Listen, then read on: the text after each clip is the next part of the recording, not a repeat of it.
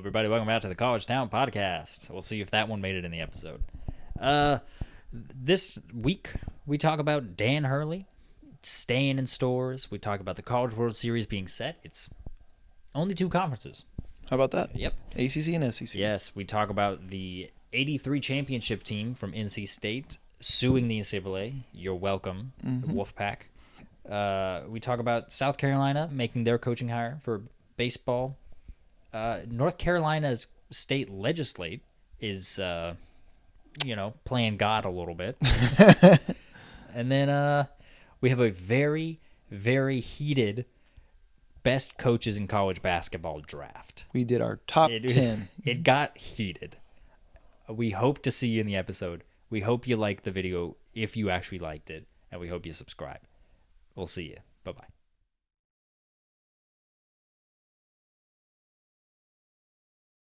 Hello, everybody. Welcome back to the College Town Podcast, and welcome back to stores. Dan Hurley. He's back. Gosh darn it. God dang it. God, we were this close to him being out of college for at least a little bit. Yeah. Potentially forever. Last coach to win back-to-back national championships has been out of the league for forever since that. Yeah.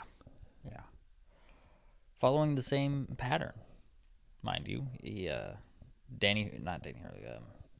Billy Donovan. Yeah. After winning back-to-back championships, took the job with the Orlando Magic, Mm-hmm. and then was like, you know what, I'm good. And then came back to college and went to the NIT. Yep. So, we'll see if UConn does that. He's trying to become the first coach. I hope they do go to the NIT. He's trying to be the first coach since Wooden to win 3 straight. Mm-hmm. So we'll see what happens. But Dan Hurley is back. The reported number that was floated around was like $100 million. Is that he was being guaranteed? Yeah, was something that was being floated around that he was being offered? Turned out he turned down 6 years, $70 million, which still a lot of money. it's a great deal of money. It's more money than UConn can pay him. Well, that's the other thing is he's currently in a contract negotiation right now with UConn to get extended because of this. Yeah. Well, he was before. Yeah. But Those conversations are going to progress now more, I believe. they're going to get more booster money. But what is crazy, though, is that the Lakers' offer isn't even close to a per year value that Kentucky was offering him. I believe Kentucky was offering him close to $15 a year. And the Lakers they were offering him exactly 15. And I think this was around $12.8 million a year, somewhere around there, to that extent. It's a lot, but it's not. It wouldn't If they offered him the $100 million for 6 years, yeah. I feel like he would have taken it. If you take $100 million guarantee, yeah, I don't think anyone would bat an eye at that, because that would make him the highest paying coach in the sport. I think in any sport. Really? $100 million over 6 years. That's, what is that, like 18? 18 a year. I mean, that makes him just more than Steve Kerr at 17.5. That's how much Steve Kerr makes? Steve Kerr is the highest paid coach at 17.5 million. That's ridiculous. Then it goes like I mean, he's a good coach. Then it's Greg Popovich at like 16, and I believe Eric Spoelstra is somewhere around there, around 14 or 15. I'm gonna look that up. I did not know it was that high. Yeah, I mean, they wouldn't even made him like the highest paying coach in the NBA or close to it at 12.8 million a year. He wouldn't have been top 5. Steve Kerr, 17.5 annually. Yeah, and then it's Greg Popovich, and then like Eric Spoelstra, greatest coach of all time. Eric Spoelstra, Monty Williams. Monty Williams is still with the Pistons too. He's a good coach. Pistons just have a terrible right. So I mean, like roster. It would have put him right at 5th. Put him at 5th. Budenholzer. Right. The numbers are to change though. As a Knicks fan, we're going to extend Tom Thibodeau, and he's going to be up there with them as well. What if they don't, and they just wait for his contract to run out, and they get Danny Hurley? It's a dream. I can dream, but I think based off of what Tibbs did this year, the fans are happy with him. The ownership's happy with him.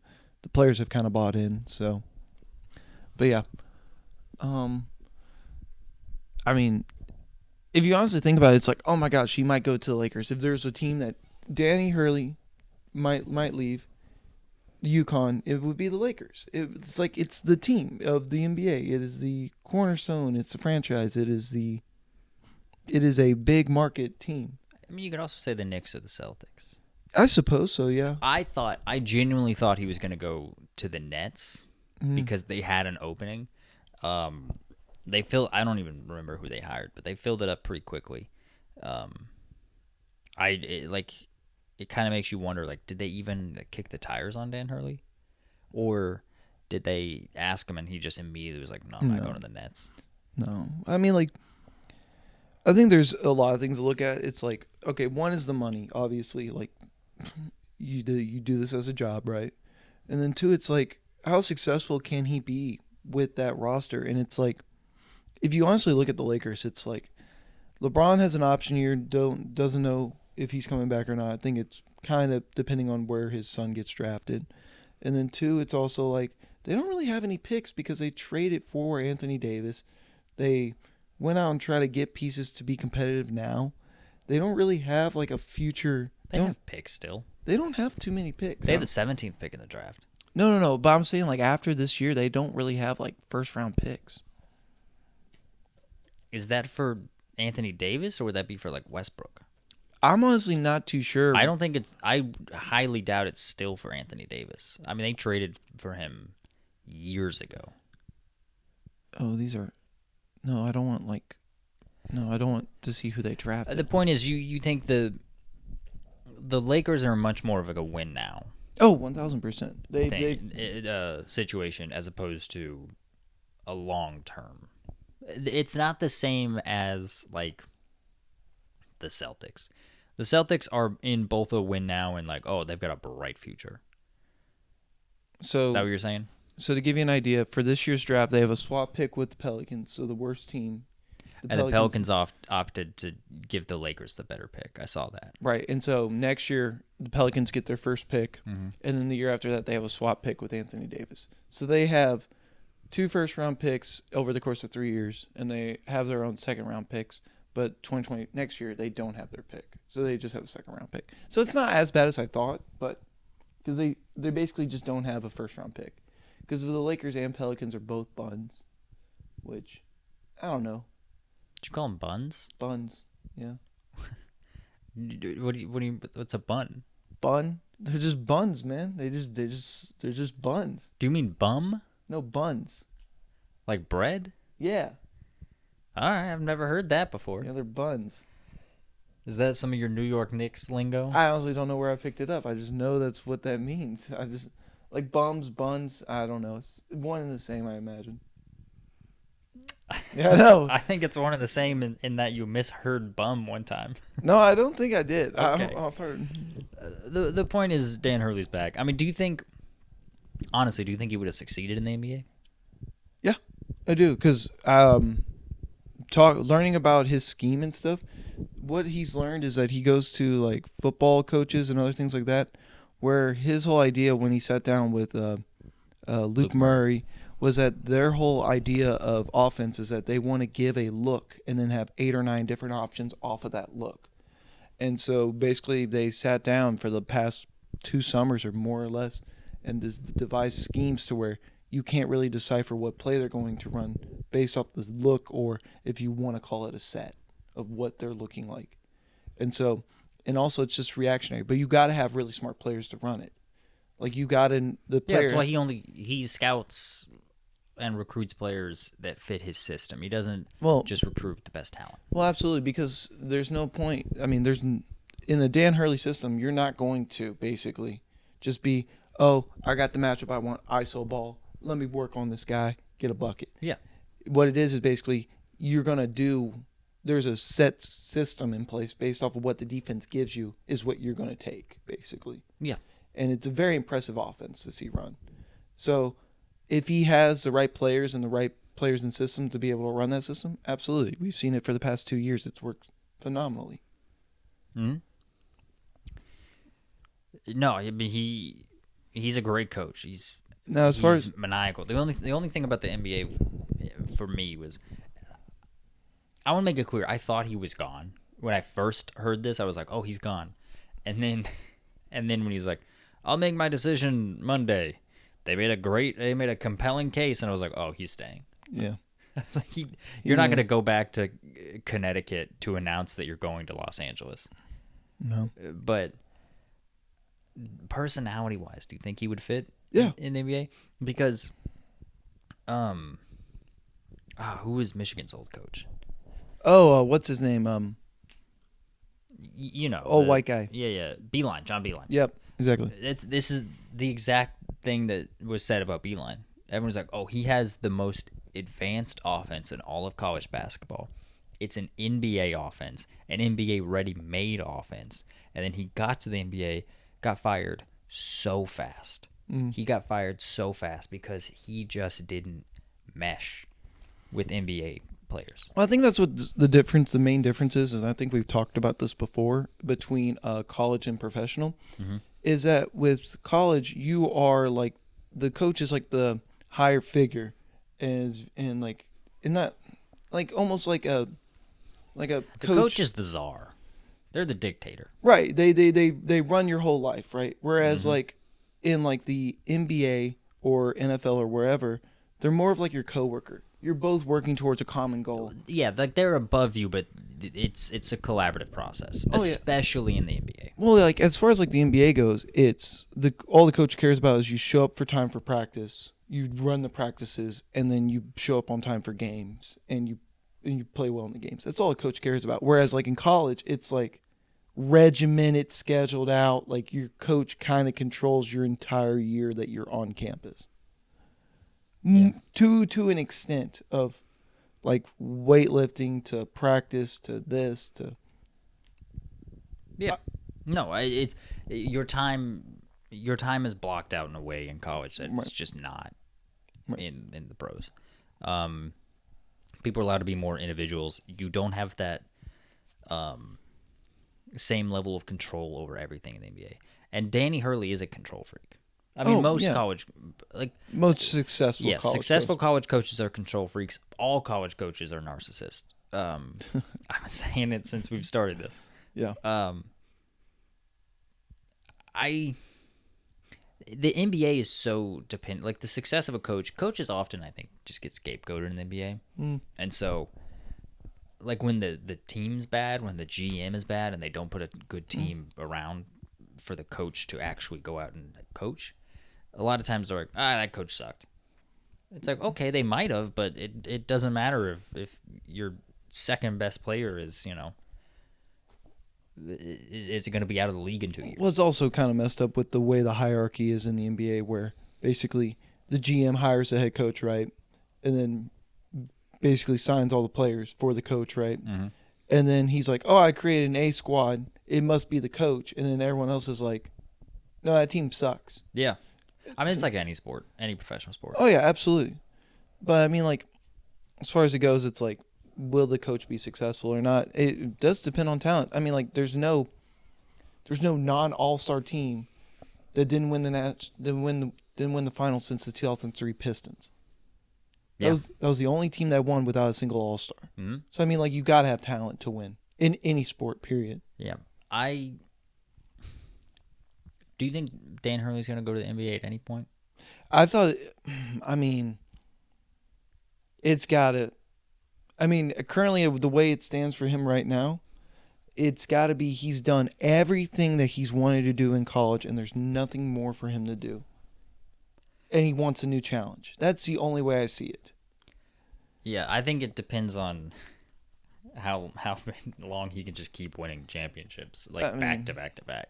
Because I'll be honest, as it stands right now, June 11th, I think. Yeah, mm-hmm. June 11th when we're filming this. I don't think UConn's roster is a championship roster. No, they've lost. Like, as far as talent goes. I mean, like, I don't really... Caravan's back. He's going to be really good. Aiden Mahaney's going to be great. They lost 4 starters. Yeah, they lost 4 starters. I mean, when you lose that much production, it's hard to supplement it. I mean, and honestly, I can't recall too many. I know they got Liam McNeely from Indiana as far as a true freshman. Yeah, but he's a 5-star guy. But it's also like, I'm not too sure about, like, I haven't honestly looked at the roster to see where they stand. It's not. It is nowhere near as talented as it has been the last 2 years. Gotcha. Nowhere near as talented. They Right. have talent. Obviously, Liam McNeely's a 5-star. Right. Only the second 5-star that Dan Hurley's recruited. Other than Stephen Castle, really? Stephon Castle and Liam McNeely are the only 2 5-stars. Wow, I did not know It's that. the only 2 he's really tried to recruit. Interesting. Again, he's fit over skill any day. Interesting. Um, It's worked. yeah, it is. It's worked, but here's what I think. I think he's not going. Again, as of June 11th, we are 9 months from the tournament. Yeah. I don't think they're gonna repeat. They could go on a You deep heard it here tournament. first. Yeah, Derek's picking the field, not UConn to win it all. you got your bulletin board material, Dan. No, I don't think they're gonna repeat, and then I think it just becomes like, okay, when is the right job open? Because the NBA can pay more. Any team in the NBA can pay more than UConn will ever be able to pay him. Did you know this? UConn's athletic department is in debt. Really? The reason they are in debt is because their football team is so bad that it doesn't make money. That sounds about The right. only program that makes money for UConn is men's basketball. Really? Yeah. Interesting. Mm-hmm. With the brand UConn has for women's basketball, it doesn't make money? The only 2 women's sports to make money are Nebraska and Hawaii volleyball. Wow. Yep. Hawaii volleyball. Hawaii volleyball is big. I mean, yeah, volleyball's big in Hawaii. It's just like they haven't been a very... They're not very good. No. They're not a very competitive team. It's interesting. Weren't they competitive in the past? They probably were. Kind of but pulling like, that out of my butt right now. But also, it's like I haven't really paid attention to volleyball until like the past 10 years. So I can't really speak on anything before that. Yeah, me neither. But so that's why so at the end of the day, I think this was Dan Hurley putting pressure. I think it was him a little bit hearing at the Lakers, but I think this is more so him putting pressure on UConn. And to get a bigger, well, to get it done faster, because any amount of money they increase his salary by just puts the athletic department more in debt. Because they don't bring people in for football. They made a bowl game 2 years ago. That's it. That's all they've done in like 20 years or whatever. I mean, when you think UConn, though, you do just think basketball. You don't think anything else of it. Mm-hmm. But it'll be interesting to see. I mean, I imagine he's going to get an extension here sooner rather than later. I think he will too, yeah. I think the boosters will pony up, and then they will... I think the boosters will cover the first year or so, and then UConn's kind of on their own. All right. Next up, the other big news is that the College World Series is set. It is. We have our 8 teams headed to Omaha. We sure do. None of them are from Omaha, No, but they're all from the ACC and SEC. Yeah, though. they're all from the American Southeast, if you include Virginia and Texas in the American Southeast. You can. Which I include parts of Texas and Virginia, which means they're all from the Southeast. There you go. Yeah. It's literally, the field is split between the SEC and the ACC teams. Any shockers here for you? Yeah, Florida. They suck. They have talent, but they're not a good team. It's an interesting quote there. They were 1 game above 500. I don't care that they're in the College World Series. They're not good. I mean, they made the College World Series. Baseball's random. They have talent. They've had talent all year. You can't say it's random when literally they're the only non-1 seed to make it out of the bracket. No, I can say it's random because it is random. It's not though. It is. No. It is. We've been over this. We've been over this. No. Look at these teams and tell me that it can't be random. I mean, like, these are probably the best teams. Just point blank and simple. No. Yes. No. Anyway, so basically the teams that made it are Tennessee, North Carolina, Florida State, Virginia. And then in bracket 2, we have Kentucky, Texas A&M, NC State, and Florida. Yeah. What do you make of these brackets? What do you think? I do have a little bit of a conspiracy theory. Fire away. So, to set this up, there are 4 teams from each conference. that ties the record for most teams from one conference to make the College World Series. The previous record holder was the SEC. They had 4 teams one time. Now the ACC and the SEC both have 4 teams this year alone. Right. Which is, that's insane. I was looking at the bracket. They only set it up to where there would have been 2 potential matchups in the Super Regionals between the ACC and 2 potential matchups in the Super Regionals for the SEC.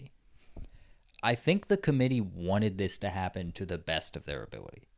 They wanted as many SEC and ACC teams in as possible. I really do think they did that on purpose. All right. It's what I believe. Because there were 11 teams. 11 teams from the SEC in. And there's only 2 potential matchups in the Supers? That's on purpose. You can't tell me that's not on purpose. I know my little tinfoily hat right now, but, like, that's on purpose. Hey, I don't know what to say. All I know is one thing, and one thing's for sure. What? Is that since LSU got eliminated, those jealous shots ain't going to be flying like they did last year. I guarantee you, whoever owns that stadium that in bar. Omaha, they were like, no. As soon as LSU got eliminated. They were like, send a food truck to Baton Rouge right now. We got to recoup some of these losses. I do wonder how much a jealous shot costs. Because it's not expensive. We looked it up. Right. They're like under $1. Okay, here's a fun one for you. Out of all these teams, who's going to win not the World Series, but who's going to win the jealous shot competition? Which fan base out of these 8 teams? It's going to be the same. You know what? Actually, it might not be this year. You know why? I think I told you at the start of the season that I think it's a self-fulfilling prophecy a little bit of, like, the team that sells the most jello shots always wins, because, like, you get a jello shot when you're happy. And also, if your team's in it the longest, you're going to stay there the longest. All right, then who's going to win and who's going to get the most jello shots then, if that's your prediction? I wasn't done. I apologize.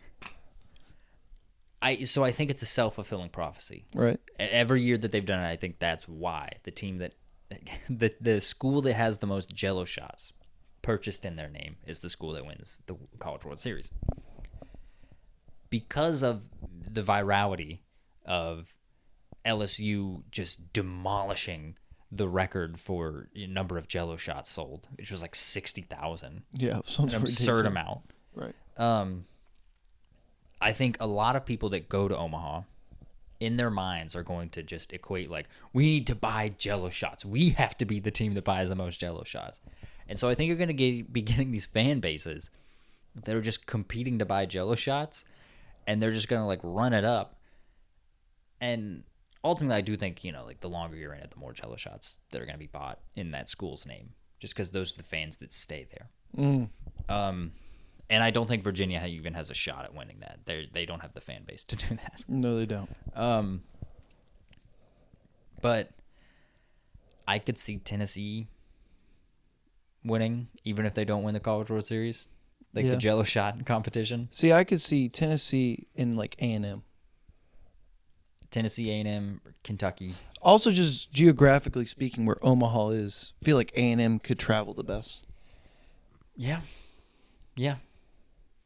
They are up there. They're up there again with Tennessee and Kentucky for being closest. Yeah. But if I had to pick one team right now to win it all, I'd say A&M. Man, kind of took my pick. I'm going to go with... Let's go with... You know what? I don't know. Okay. Oh, sorry for the dead air. Let's go Tennessee. I'm going Tennessee. Why not? Tennessee, I mean, they if they win it all, they will, I think they'll have 60 wins on the season. Wow. That's an absurd amount of wins. That is a lot of games to win, yes. Mm-hmm. Their coach is a D-bag, but, Oh, really? Oh, my God, yes. But, no, they're fantastic at baseball. It was interesting. Speaking of coaches, Kentucky's coach basically came out and did an interview talking about on how like he doesn't go out and get the best guys available. He goes out and gets the guys that would fit the best in the locker room, and that's how he's found success, is to build a culture around the team rather than. I mean, 2 years ago he was in danger of getting fired, so Well, I guess it's working out. well, He is the best coach in Kentucky history. This is the first College World Series Kentucky's ever been to. That is correct. Yeah.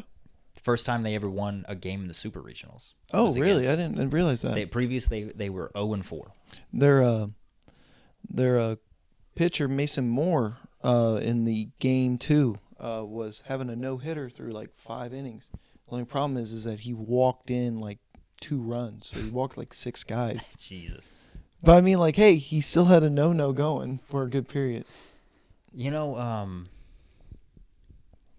years ago, my buddy, who I went to high school with, he pitched at College of Charleston. Okay. Now just Charleston. It was College of Charleston back then. He pitched there, and in I think the conference tournament that they were in, the team they were going against, like their pitcher threw a no hitter through 9 innings, and they still lost. Yeah. Because I think he walked a couple guys, and then with like 2 outs or something, someone just popped it up, and they're like, "Oh, I got it," and then they just dropped the ball, and the guy just walked in, and so Charleston won 1-0 when the other team threw a no hitter. Yeah. What do you call it for the Oregon State Kentucky game? Literally, like bottom of the 5th, they showed like the headline of like they show the scoreboard, right? It was Kentucky 2 runs, 3 hits, 1 error, right? Oregon State 2 runs, 0 hits, 0 errors. I've never seen a scoreboard where it was 2-0-0 before. That's pretty wild. It's kind of funny, isn't it? Yeah. But yeah, let's save pick'ems for the end, go for it. even though we technically. We kind of already did it. But so. all right. Next up, I mean, you want to talk? You know, let's give a quick shout out to, I guess, Oklahoma softball. Shout out to Oklahoma softball. 4-peat it. Yeah. Trying to. It does. Dan Hurley's trying to be on Oklahoma softball. Well, it also does help. I learned recently that the softball World Series is in Oklahoma. How long has it been in Oklahoma? Do you know? It's like been there for a while now. Okay. Like they literally have a. Is it in Oklahoma City? It's I don't know. I don't think it's Oklahoma City. I know it's in Oklahoma though.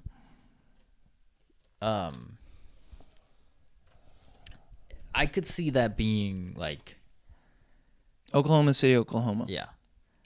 I could see that being the case because like Oklahoma was so good, and then they're like, screw it, we know fans will come up if we put it in Oklahoma. Yeah. True. So I feel like it's in Oklahoma because Oklahoma was so good, which will only add to their dominance. It's annoying, but you know, virtually no women's sport makes money right now, so the NCAA has to do these things. But congrats to the Sooners, I guess. First team you said it was first team in softball history to win 4 in a row? Yeah, I think so. I don't think there's anyone that's 4-peated. I'm not sure on that, honestly. You but heard I know it here first. And if it's wrong, we didn't say it. Whatever. You don't sue us. Don't sue us. Whatever. We're going to talk about a lawsuit later, so don't get on that. We'll stay. Who cares? We'll stay in the world of baseball. We talked about South Carolina's opening last week. Since 2017, it's hosted. So yes, they did just follow the wave of Oklahoma's dominance. Yeah. Yep. All right. There you go.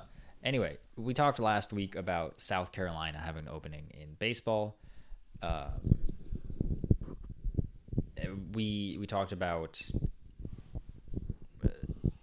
a potential Dan McDonald entry into that job. South from Carolina? Louisville. Yeah. Did not happen. We talked about. We didn't talk about this, but one of their rumored top candidates was Wake Forest's head coach, who, you know, that's a good hire if you can make it. Mm-hmm. Instead, no, they decided to hire a Hall of Fame head coach in Paul Mainieri. It's a hell of a hire. Which is just insane. That's an insane hire. I didn't even know that was on the table. No. It's like the basketball people being like, let's go get Jay Wright. Yeah. Or Coach K. Yeah. I mean, he wasn't as good as Coach K, but like, right. It's the same thing. Like it's a the guy same that's been concept. retired for a little bit. That no one even is considering because you're like, oh, they're off the board. Right. Yeah. It's a crazy hire. So, I mean, how do you feel about this hire? How do you think it's a good hire? Yeah, it's a good hire. Yeah, it's a great hire. It's a great hire, but then again, it's also like he retired for a reason. Yeah. Like, so I mean, like, how long will this hire last? Like, I can't imagine if I'm going there as a true freshman that he's going to be there all 4 years. Hell, if I take a redshirt year and he's there for 5 years, I don't see that. Yeah. This is a short-term turnaround win now. That's what I see it as. Yeah. That's the only downside of this hire. No, you're probably right. I don't even think you're probably right. I think you are dead right. This is a reboot the program in the right direction and then hand the keys off to someone else. Yeah. Because if you're still the AD, you're still looking for another coach. It's not. Well, I mean, if you're a good AD, you always have a list of coaches. That right. I'm just you're saying, going like, after next, but yeah. But I'm just saying, like, as far as like this goes, it's like, okay, we're gonna have to do this in 2 or 3 summers. Mm-hmm. And he got out. So he retired in 2021. So he's been out for 3 years, coming up on 4. Yeah. So, I mean, this very much. I don't know how this is going to work out. As far as just a straight coach, he's a great coach. But like, is he gonna embrace NIL and the portal? I don't know. I really don't know. Like, all right, so he's 66. Yeah. Yeah, 4 years he's done. 70? 4 to 5 years, yeah. Because I mean, like the oldest. Let's see, oldest. But Dusty Baker. Manager, yeah, it's probably Dusty Baker. Dusty Baker's like 70-something, right? Well, he's no longer a manager. Oh, did he retire? Yeah. Didn't know that. It's all right. Dusty Baker was 73. 73. Got it. Well, yeah. No, I mean, he doesn't. His days are numbered. I doubt he's going to get fired because I don't think he'll be there long enough to get fired. I think he'll retire before then. But no, it's wild. Let's see how it works out. I don't know. Oh, my goodness. There's a guy named Connie Mack from the 1950s. In 1950, he retired from baseball at the age of 87. So, who knows? They could have 20 years. Philadelphia A's. Yeah. All right. Well, you know what? The Philadelphia A's were good. Bet you didn't know that. Oh, yeah, they were. That was Ty Cobb, wasn't it? I genuinely don't know. Oh, okay. Fair enough. Yeah, I don't know. We'll see. We're just like, we'll see. No one knows. But in other coaching baseball news, a notable jump. Long Beach State still hasn't hired anyone, but Indiana State's head coach, Mitch Hanna's, left to fill the opening in South Florida. Oh. USF. That is an interesting jump. Not really. You know, he was going from Indiana, like the state of Indiana to Florida. No, I get that aspect of it. I think it's an interesting jump as far as like level of play because Indiana State was good this year. USF, it's another rebuilding Yeah, but it's situation. the Missouri Valley. I'm well aware of it. Like in baseball, you got to get south as fast as possible, and you got to stay south. Or west. South, period. I mean, Oregon, California, Arizona. Oregon State is the exception. Well, I mean, yeah, that's part of the South. I don't mean Southeast exclusively. Apologize. Southeast is better if you can do it. But well, there you go. Well, the only job that he must want then is to go to Miami because that's the only one more southern. Miami's not a bad job. No, it's not. But There All we right, go. that's your baseball coaching carousel. Absolutely. You want to move on to the lawsuit I teased? Yeah, I don't really know too much about it, but Yeah. go for it. I mean, there's not really much to it. So the 1983 NC State championship team. This is men's basketball we're talking about. For those of you who do not know, that is the shot That's with the Jimmy V. Jimmy V running around the court. That is the putback dunk against Flash Slamma Jamma. Yep. That is that team. They're suing the NCAA. They are claiming 10 members of the team are suing the NCAA. The reason not every single member is suing is because there are some members of that team who have died, including the one who took the shot, the initial three-pointer. The assist? I guess it wasn't a three. They didn't have threes back then, did they? It was the assist. Yeah, the guy who assisted the game winning. The guy with the game winning assist, he's actually since died, so he can't be a part of the lawsuits. Neither can others. So there's 10 members suing the NCAA, claiming that the NCAA and co-conspirators, meaning like, TBS, CBS, Right. those broadcast organizations, they have misappropriated their NIL for 40 years now. And so they're just trying to get money. It sounds bad when I say it like that, but I don't mean it negatively. We want money. No, they're trying to get money that they are owed because their name, image, and likeness has been used for 4 decades. I mean, how many times I've never watched that game live, obviously, but I've seen that shot numerous times in March every year. Yep. I mean, they play it every single year because How can you not? the reason they push NC State so heavy is because that's the NCAA Cinderella. Oh yeah. For a time, it was Villanova when they beat Georgetown.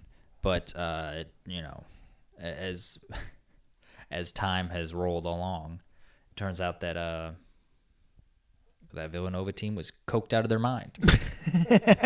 And the NCAA is like, you know what? We don't really feel comfortable pushing them as our Cinderella. We're gonna do NC State because it's Jimmy V. Right. You get the added benefit of Jimmy V. You've seen him on ads and stuff before. He was a great coach, but also a better person who unfortunately died of cancer, but started a foundation. Yeah, that's the TLDR. Yeah.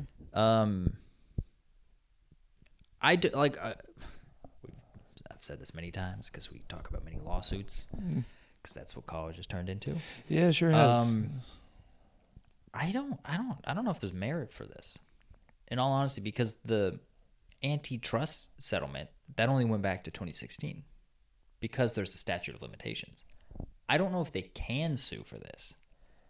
Again, not going to guarantee that. I'd be fine if they could and also won. They probably are owed quite a bit of money. But can they sue? I don't know. I don't know. Exactly. This is just Are a they going to situation sue? Absolutely. They already have. You know what? We see ourselves a lot. We should probably be getting money for that. That's how I see it summed up. Yeah, but is that wrong? I don't know. I don't think there's anything wrong with that. The NCAA makes $1 billion every year off of March Madness. And they're about to make even more because the TV rights are about to expire in a couple of years, I think. Mm-hmm. So they're going to have to re-up on that. Be interesting. Which is going to be even more money. Yeah. Yeah. Who knows, honestly? I mean, there's not really much else to it, but go Wolfpack, I guess. All right. Go Wolfpack. The only time I'll ever say that. I think I spent the entire summer last year just bashing NC State. Just being like, who cares about NC State? No one likes NC State. Outside of Raleigh, North Carolina, no one likes NC State. You want to know what's sad, speaking of North Carolina? What? Is I just realized that Wake Forest is an actual town. I thought it was just the college. There's Wake Forest, North Carolina. I didn't know that. No, it's not. Yeah, there is. It's Winston-Salem. There's a Wake Forest, North Carolina. I just learned that. The university is in Winston-Salem. Really? Yes.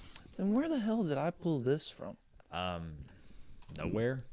Man, those fever dreams must be getting to me.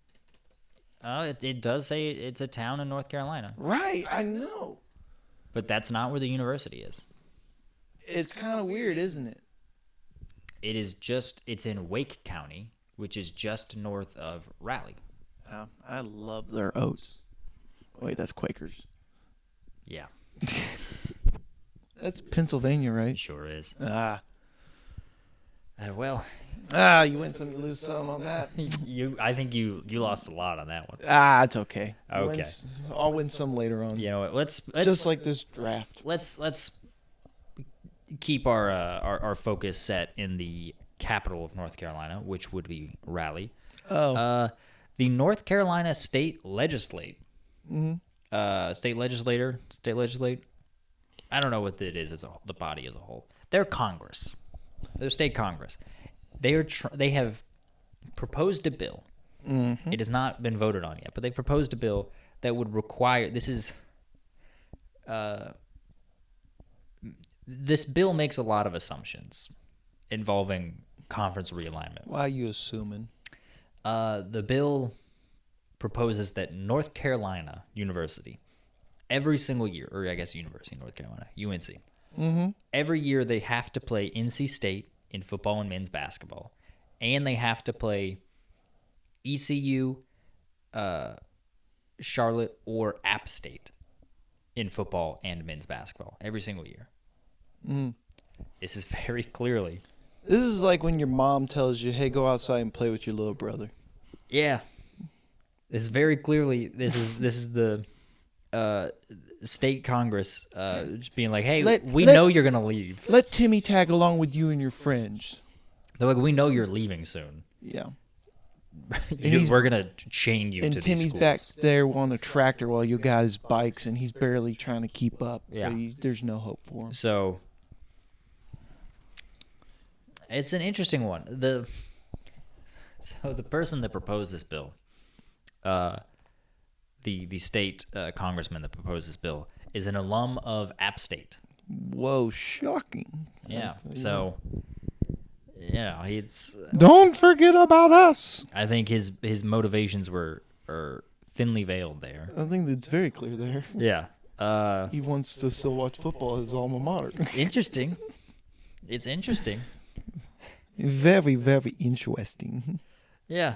I think I will.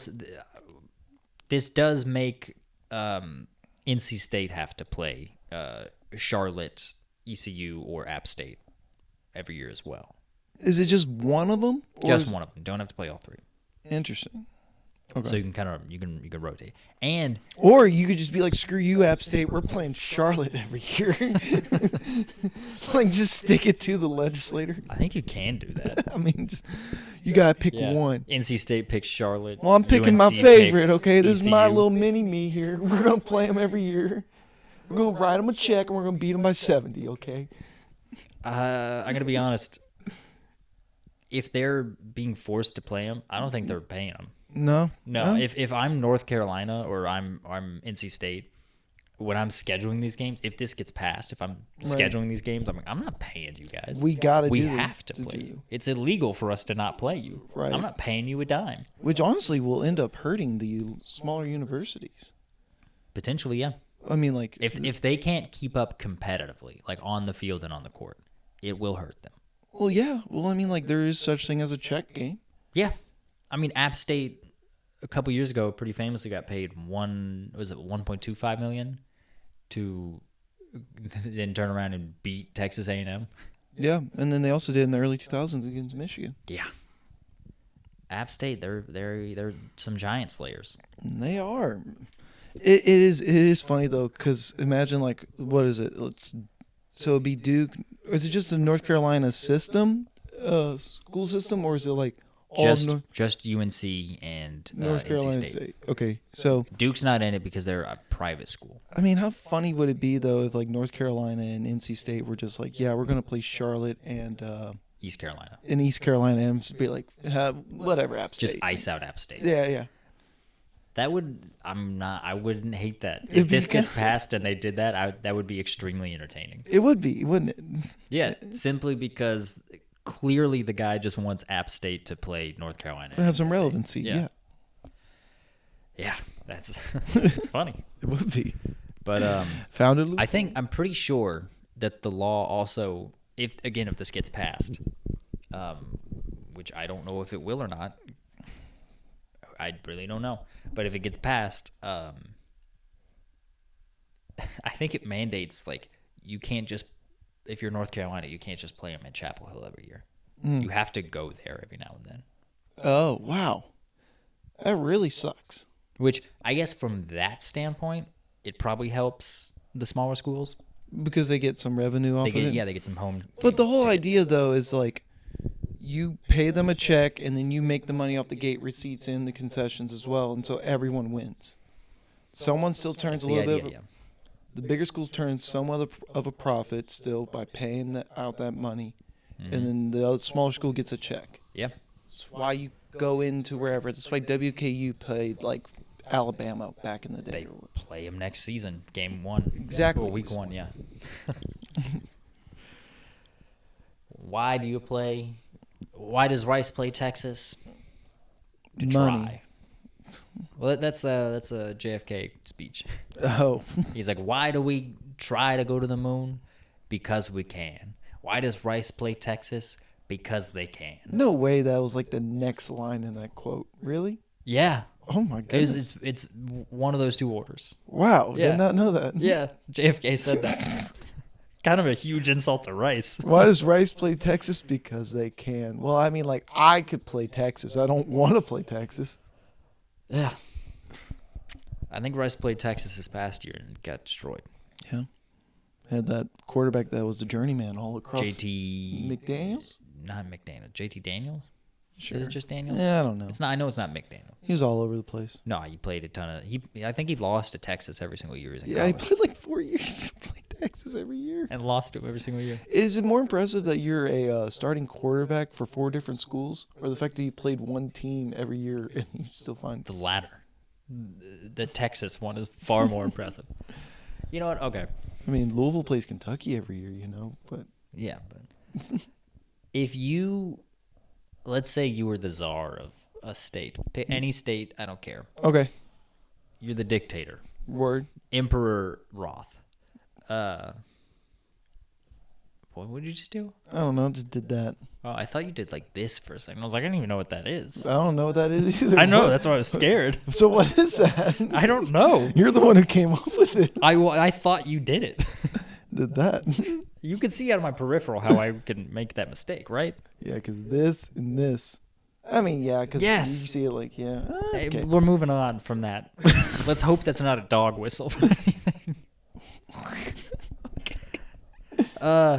If you Emperor Roth. If you could force one like Power 4 school to play a Group of 5 school every single year, Ooh. what would it be? Within the state. Yeah, within the state. Ooh. I would force Kentucky to play Western Kentucky. Not Louisville. Just Kentucky. Well, I'm trying to think of like some fun ones. Gosh, Group of 5. Well, Power 4 now, whatever. I would force Oregon to play Oregon State. That's not a bad one. It's not a bad one at all. Or Washington State. Oregon and Oregon State are playing, I think. Washington State aren't. Well, there you go. So, Washington State okay. stays alive. Yeah, that's a fair one. That's a fair one. Yeah, I don't know. I don't know which one I would do. Maybe like have Georgia play like some of the smaller Georgia schools. I'm trying to think of like, yeah. I don't know. It's one of those where it's like I'm really, really trying hard to like pick schools, and I'm like, oh crap, what state are they in? Is what I'm really coming to. It's like, yeah, Virginia every year has to play Emporia State. I'm like, where is Old Dominion? Like, where are they located? They're in Virginia. Oh, okay. Like I'm thinking of schools, and I'm like, okay, Louisiana Tech. I know where that one is. Like I'm really trying to think. Yeah, like Virginia wouldn't be a bad state. Like where's Furman? I don't know where Furman's in South Carolina. See, I don't know that. You don't know where any school is. I don't know. Give me another school. Let me see if I know where it is. Okay. Oh gosh. Group of. Well, see, like I'm trying to think of like ones where it's like I'm like, oh, Utah State. I know where Utah State Yeah, is. I could tell you that Yeah. one is. That's in, I believe, Logan, Utah. See, I knew the city, too. I'm just trying to think of like, where's Sanford? Sanford, that's in Alabama. Fair enough. See, no clue. Do you know where Grambling State is? Grambling State. That sounds like they got a big G on it. Yeah. It's like I know it's like Georgia, Alabama, Mississippi. I think it's one of those three. No. Dang. You're close. Oh. It's Louisiana. Ah. Do you know where? This is one I don't even know, so I don't know if you'll know it. Do you know where Bethune-Cookman is? The what? Bethune-Cookman.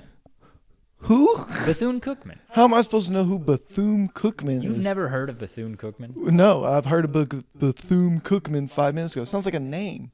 They're in Daytona Beach, Florida. Bethune-Cookman University is a private HBCU in Daytona Beach, Florida. And it's affiliated with the United Methodist Church, so it's a religious school. Dude, I mean, like, to be fair, I just learned recently that DePaul was in Chicago. Like, Yeah, I used to live very close to Paul. So my grandma went to school. Yeah. Fun fact. Well. Yeah. Shout out to Grandma. Grandma. All right. Yeah, so Kentucky's got to play WKU every year now. Mm-hmm. And Washington's got to play Washington State. Yeah. We're keeping that alive. Yeah. Schedule it, Stoops. Mark Poops. Got him. Yeah, you did. Yeah. Anyway. All right. Not really much left. Not much left. We got let's do the let's move on. In honor of Dan Hurley coming back, we are going to do a draft of the best coaches in college basketball. Currently.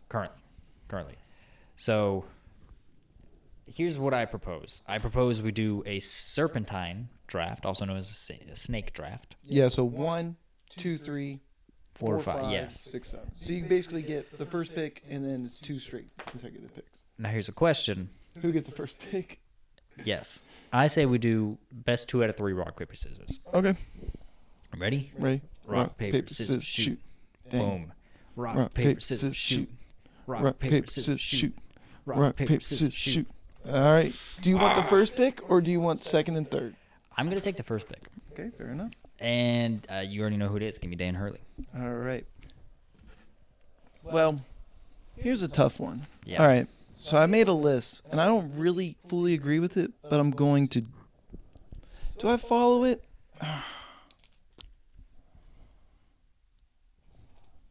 All right. I'm going to do it. I'm going with Kelvin Sampson, Okay. and I'm going with Mark Few. Mark Few. Yeah. He was down my list. I'm not going to lie. Yeah, he was second for me. Okay. That leaves me. All right. I like. I know what I did. Very happy picking first now. Yeah, I know. Because I wanted the first pick because whoever you picked, I would have picked based off of it. Yeah. Because the top 5 is pretty solidified, in my opinion. Okay. We'll see. Because Go I'm for about it. to pick 2 guys. I think you'll have one of them. I don't think you'll have the other. Go for it. My next pick, by the way, we're going to pick 10 coaches. I don't think we mentioned them. But we're picking 10 coaches. My next pick is going to be Nate Oates, Okay. up-and-comer, best young coach right now. Yeah, I wouldn't argue with that. Yeah. My next pick is Chris Beard. He was 16th. 16th? He had me 16th. That's wild. I don't think it is.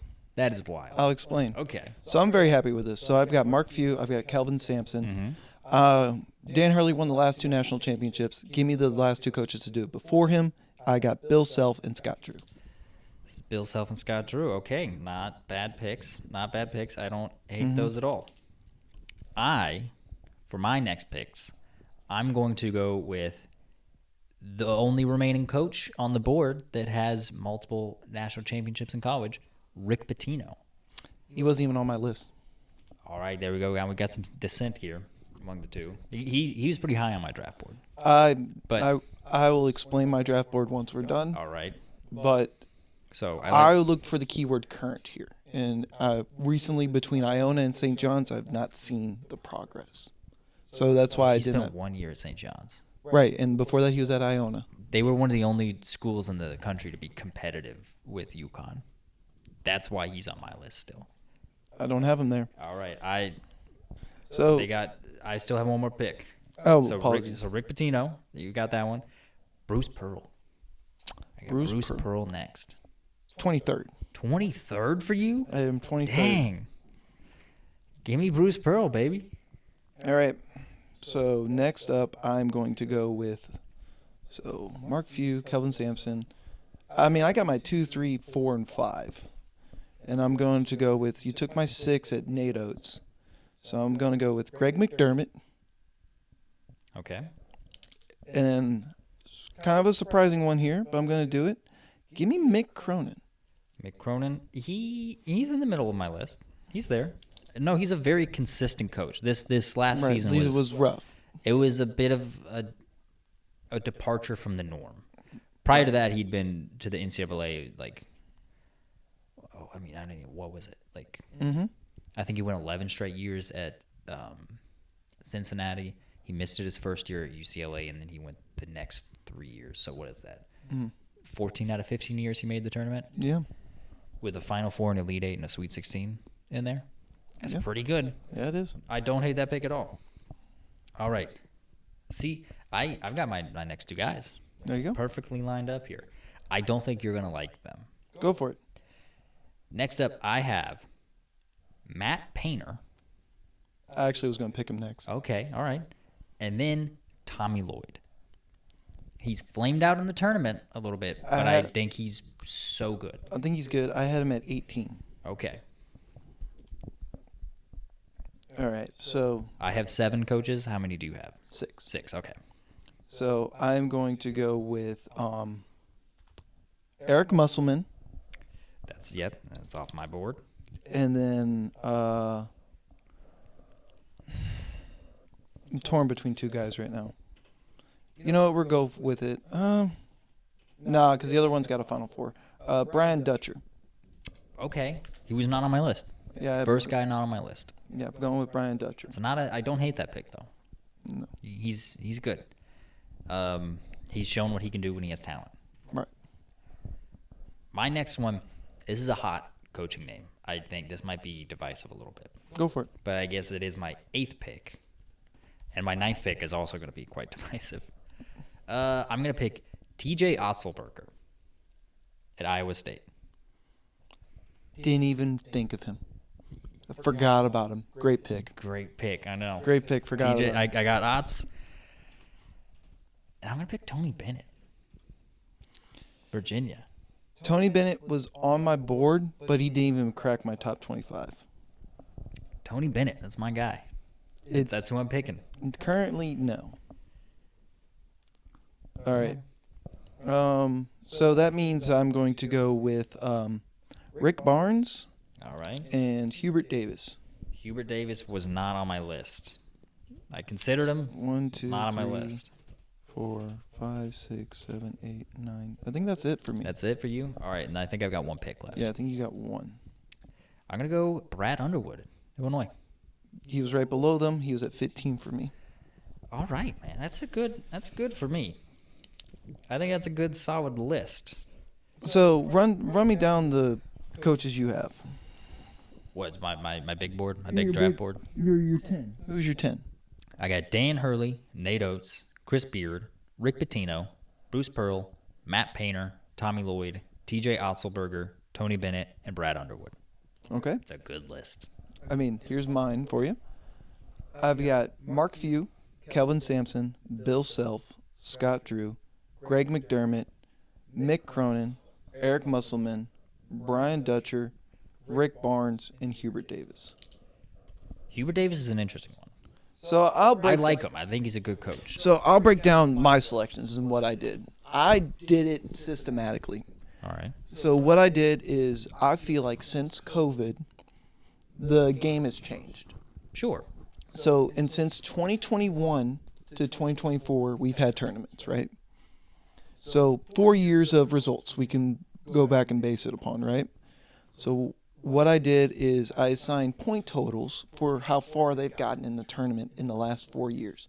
1 point for the round of 16, 7 points for winning the national championship. Okay. And then I added up those points over the course of the 4 years, basically. Dan Hurley was tied for first with Mark Few for me because he had 2 national championships and 2 rounds of 64s. He's tied with Mark Few? Yes, because Mark Few had a final 2, made the national championship, an Elite 8, and 2 rounds of 16s. I mean, So, and then Kelvin Sampson was third with the Final 4, Elite 8, and 2 Sweet 16s. yeah, Kelvin Sampson was number 2 on my list overall. Right. And so, and then I got the next 2 guys that had national champions in Bill Self and Scott Drew. The only issue with them is that they either get knocked out in the round as 32 or they win the national championship. There's no in between as far as that goes. But yeah, that was the way I did it, and I assigned points, and then they had point totals. And so my reason why, for example, Rick Pitino is not on my list or Tony Bennett was not on my list is because their point totals were so few that they just weren't even a thought for me. I simply went on, like, who do I think are the best coaches in the sport? But yeah. And Rick Pitino, I think, is still coaching at a super high level. I like my list a lot. Really? Yeah, I'm a big fan of my list. I'm disappointed I missed out on TJ Alsoberger because he was one that I was like, I didn't even write down because I was like thinking of coaches. But yeah, there's my list and the rankings of them all. Otts has a couple of Sweet 16s. I know, so that would have given him at least 6 points right there, which is... And the thing is, TJ Alsoberger, in his first year at Iowa State, made the Sweet 16 when they won 2 games the year before. 2 games total. Wow. They're not insane. That is pretty remarkable. Yeah. Guy can coach. He did not do a good job at UNLV, which is interesting. Don't know how he got the job at Iowa State. He did a bad job at UNLV. So who are guys that I picked that you didn't have? You didn't have Brian Dutcher or... I didn't have Dutcher or Hubert Davis. They were not on my list. I gotcha. Did you had Jim Lepin? Larinaga. Yeah, did you have him on your list? He was, he was not on my big board, but I looked at him. I gotcha. Yeah, but that's how I ranked them, and it was like, do I go with like... Chris Beard is low, man. That's really low. It's just the one Elite 8 with Texas, though. But he made the national championship game with Texas Tech. That's insane. Here's what's the different part about it, though, is that I truly do believe, like, since COVID, with NIL, same thing with Tony Bennett. I feel like the game has changed completely, and same thing with Calipari, is that as far as, like, a current coach goes and for what I want right now, I need to see previous success as well as being able to do recruiting and do the portal as well. So, like, I looked at it from a whole perspective, like, yeah, does this guy have a national championship? Is it almost 8 years ago that he has it, though? Like in Tony Bennett? It kind of weighed the options there. Also, another coach of, like, John Shire, where he's only had 2 years under his belt. Has made an Elite 8, though. Nah, you know how I feel about John. Well, he was right there tied for 20th right there.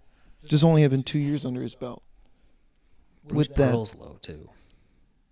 Bruce Pearl Andy Enfield? I don't know. I don't know about Andy Enfield. I mean, if you look at the success, it's him and, I mean, like, it's pretty comparable. I don't know. I mean, like, Shaheen Holloway, a coach that was linked to, like, Louisville. Yeah, no, I like Shaheen Holloway. He made the tournament once in the last 4 years. And it's the one time he went to the Elite 8. But other than that, he just hasn't made the tournament. Yeah. No, I think Shaheen Holloway's a good coach. I really thought Will Wade would be more, but no. I like Will Wade. He's just never had tournament success. Right. That is the only hindrance with Will Wade. Well, like, that's the issue with, that, like... openly cheating like there's no tomorrow. Right. That, you could argue, I mean, Will Wade on my list is better than John Calipari, if that says anything. Yeah. So, I mean, same with Bruce Pearl. Bruce Pearl hasn't made a Sweet 16 since COVID. But he's got a Final Four under his belt. Like, he can do it. That's the tough part. Basketball is like, hasn't changed that much. I think it has, though. I feel like since COVID, with the way that you can now pay players and you got to manage a roster and a more or less, for lack of better words, a contract with players as well, and keep them happy year in and year out. This is how I look for success, and it's like, I mean, I'm not gonna lie. I'm happy getting my top 4 out of 5 guys.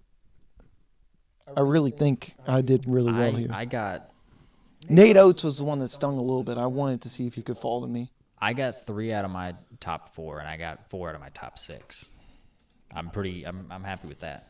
Yeah.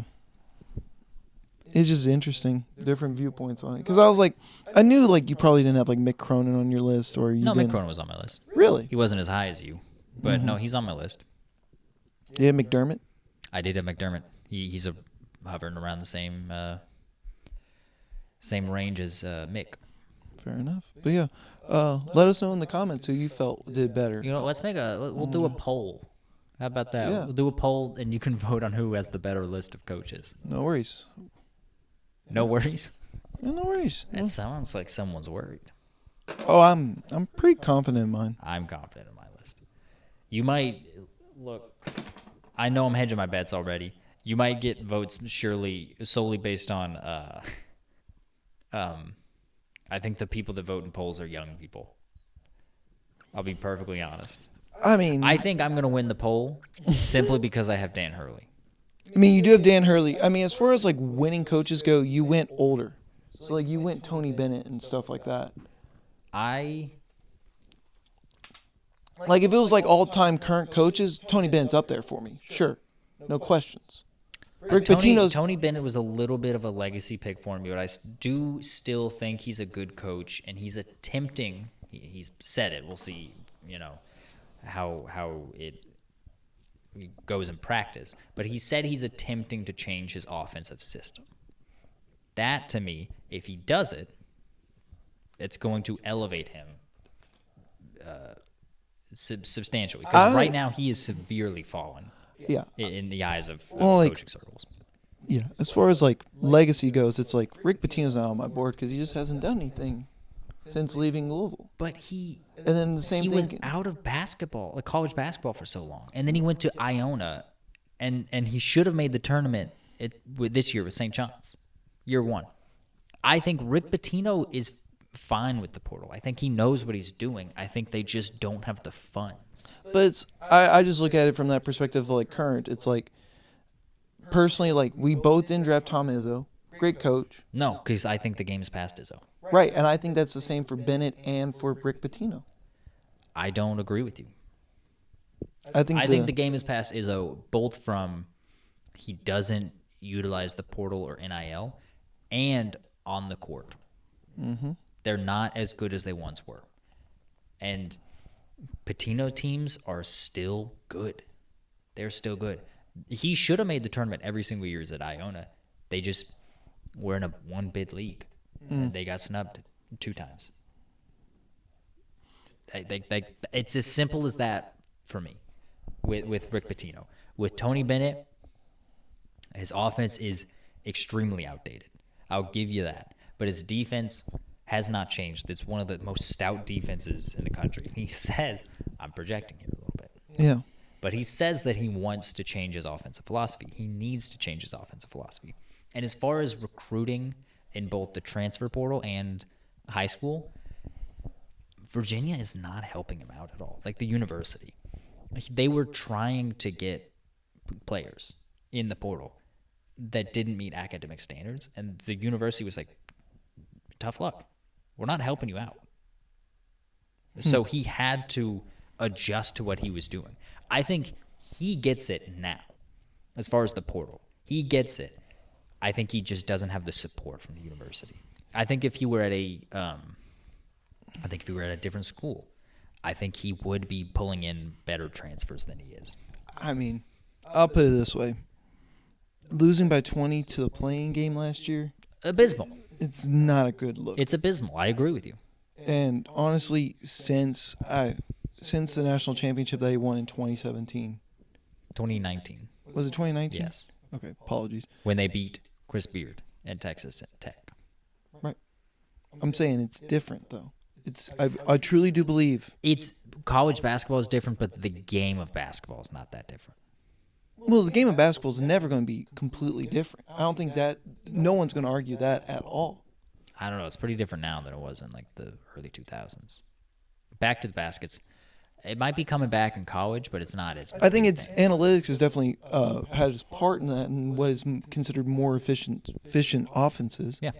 Right. But as far as like going off of like NIL and like a new era of like players finally getting paid, this is where I view success now. Whereas like Tony Bennett, Tom Izzo, Rick Pitino, John Calipari, all fantastic coaches, all going to be in the Hall of Fame one day, right? I think it's gone by them. I think Pitino gets it. He just doesn't have the backing.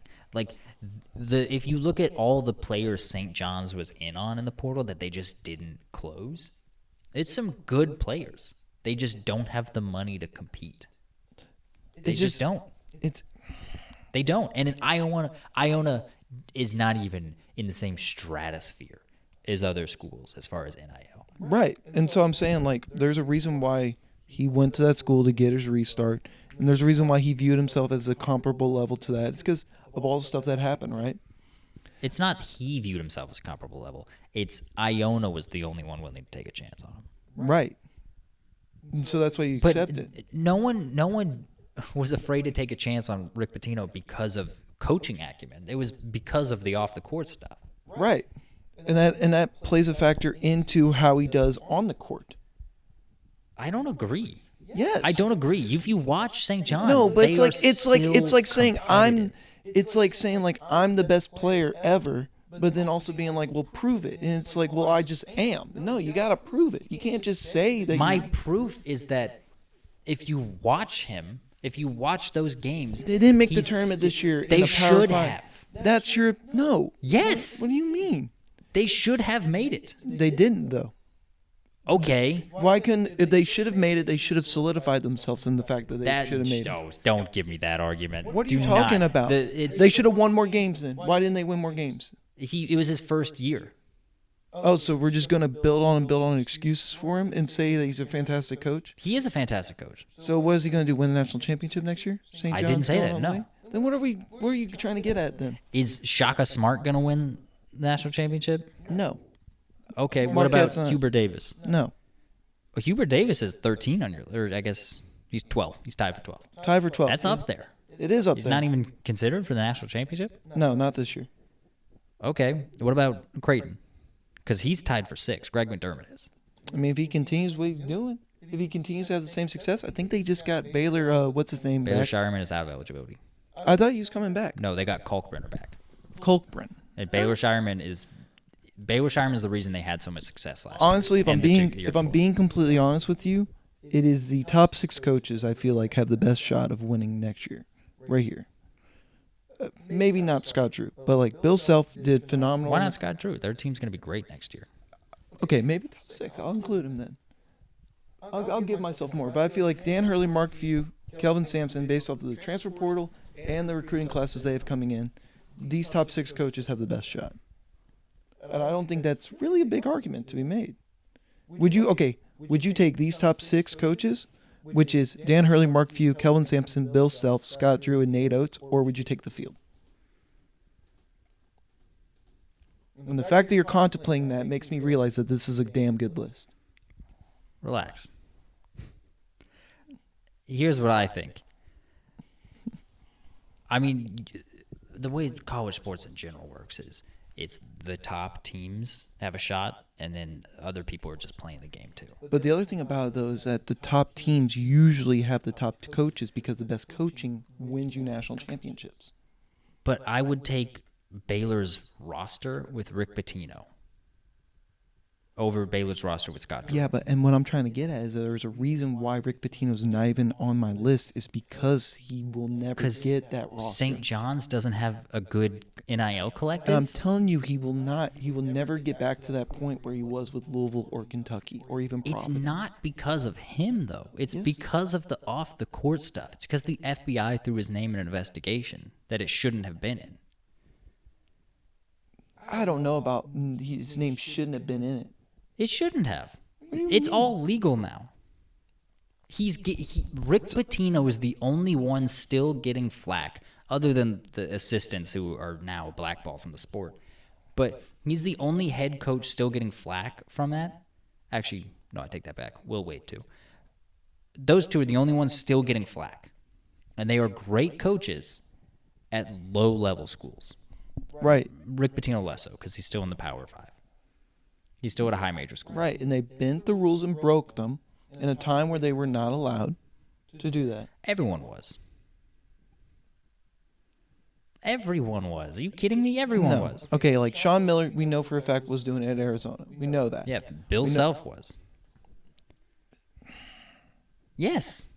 When? He was caught on tape complaining about, like, why didn't this guy come here? We made a, like, I made, you know, like, he's hardballed me. We made him a great offer. It's not, you know, the strong-ass offer that Will Wade was caught saying on tape. But, like, Bill Self was caught on tape complaining about how we made someone an offer and they didn't come to Kansas still. You mean, okay. But, yeah, I'm happy with my list. That's what I'm trying to I guess we'll see. I guess we'll see when we put the poll out there. Oh, yeah, absolutely. Well, I mean, like, you did poach two of those guys. You got Nate Oates and Dan Hurley there. Yeah. You got the bread. I got the meat part. I'm just telling, like, I just think Rick Pitino can still coach. His defenses are still pesky. They're so difficult to deal with, and he's a good offensive coach too. Okay. Is St. John's going to be the best from the rest in the Big East as far as, like, I'll give you UConn, Creighton, and Marquette. Are they going to be the fourth team? Yes. All right. Absolutely. You heard it here. They've got Kadari Richmond and that other guard whose name I can't think of. I think he's from Oregon State. I could be wrong about that, though. They got two guards in the portal that are really good. Depending on what services you go after, Kadari Richmond is the #1 player in the transfer portal, and he's going to St. John's. All right. I'm just saying, you can't say that he can't recruit when he's getting the #1 player in the portal. He was in on other guys. They just didn't have the money. I'm not saying he can't recruit. I'm not saying he can't do the portal because he definitely did it last year with all that. I'm just saying, like, as far as on the court results go, I don't have him in consideration because of what he's done the past 4 years. He was at Iona, though. Once again, that is what I'm getting at.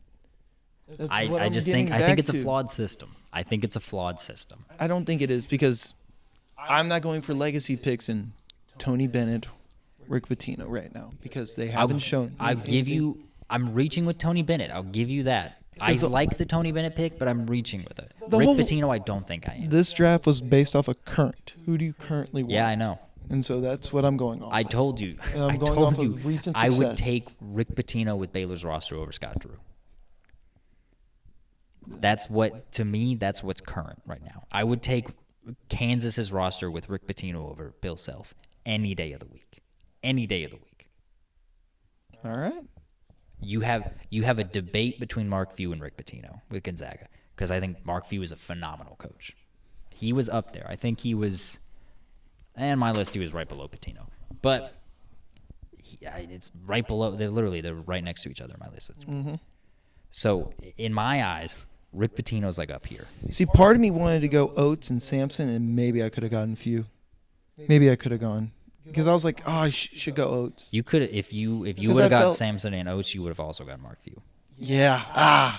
See, that's I'm just telling you right now, you would have also gotten Mark Few. It's like, do I trust my board or do I trusted the board? Should have gone with the gut. You should have trusted the board. Yeah. Best player available. Best coach available. Yeah, but I was like, I really like Nate Oates though. I think outside of Dan Hurley, Nate Oates is probably one of the hottest coaches right now. I think he's the third best coach in the sport. Dan Hurley. I just ranked it based on who I think are the best coaches in the sport. Fair enough. And I didn't really do it based off of a personal basis. I just did it based off of recent success. I didn't throw my bias in there. Okay. Feels like a loaded comment. It's not. No, I mean, like, you said your best. It's just what you thought was the best. Okay. I didn't do it based off of, like, oh, yeah, I really like him. Like, I totally forgot about TJ Osselberger. Like, I didn't even fathom me to put him in there because I was looking at recents. I went through the last 4 tournaments, and I was like, who's made runs? And then I wrote down those teams, and I was like, who coached them?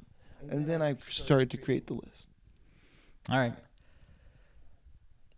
We have different philosophies. Yeah, We would be 2 very different GMs. Yes, we would. All right. Let's do our pick'ems and then let's end the show. We ended up talking a lot when there wasn't that much news. Fair enough. Okay. Bracket 1 Super Regionals. In College World Series. Not Super Regionals. We have Super Regionals written up there. Tennessee, North Carolina, Florida State, Virginia. So are we picking who's making the final? We're picking in We're picking who's making it out of the brackets to the College World Series final. Okay, so this is to the final. Gotcha. Yeah. All right. I'm going to have some fun here. I'm going to go with the 2 teams that aren't in their respective conference. So it's Tennessee, UNC, Florida State, Virginia. Give me Tennessee here. And then Kentucky, A&M, NC State, Florida. I'm going NC State. NC State's a bold pick. I'm going NC State and Tennessee. I'm going because it's fun. I'm going Virginia in the first bracket and Texas A&M in the second bracket. All right. Virginia for me, it's a tough pick over Tennessee, but I don't know. You know what, Tennessee? Gut feeling is Tennessee's not going to win. You know what, Tennessee? I got it wrong in football, but I'm getting it right this year in baseball. By not picking them? No, I'm picking Tennessee. Oh, no, you did. You're right. Man, if we had notoriety, Tennessee fans would hate you. All right. Stop picking us. One last thing before we go.